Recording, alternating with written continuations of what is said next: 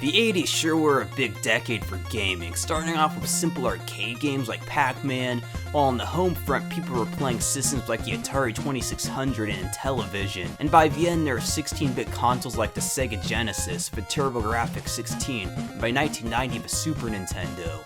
The way games were made changed drastically too. Entire new genres were created. RPGs, exploration games, the biggest of all 2D platformers. Super Mario Bros., Tetris, Pac-Man, Castlevania, Mega Man, Legend of Zelda, and Super Mario Bros. 3 all changed the face of gaming forever. And even now we can still see the shadows that they left behind in modern games today. Of these, one I want to take a look at for this video is the first Metroid game on the NES.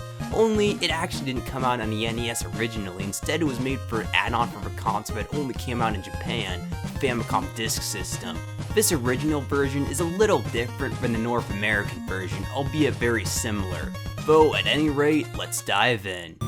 The Famicom Disk System version of Metroid has two huge differences over the NES version. For one, some of the music and sound effects are higher quality from the extra sound chips built into its RAM adapter.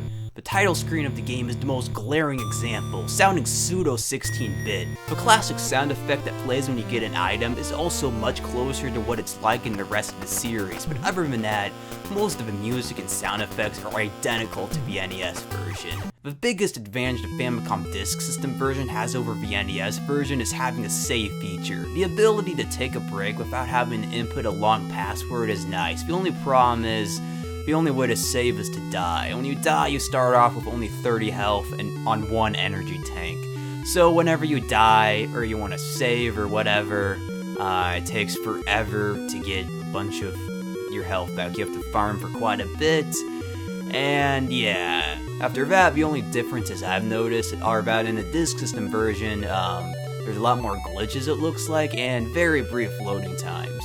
So in conclusion, I think the Japanese version is superior to the American version that we got over here. Not by a whole lot, but if you're emulating the original Metroid, I'd recommend playing this version instead.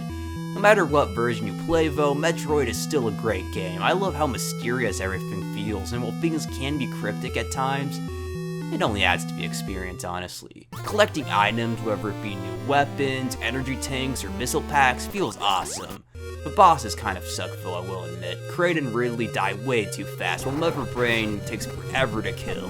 There's stupid acid it's hard to jump out of, and there's also these projectiles that keep coming at you and it's so hard to dodge them and they keep knocking me into said acid. At least the escape sequence is fairly easy. And finally, there's the iconic scene where she takes off some or her whole suit, depending on how fast you beat the game. I took my sweet time and got the worst ending possible, but this is my first playthrough.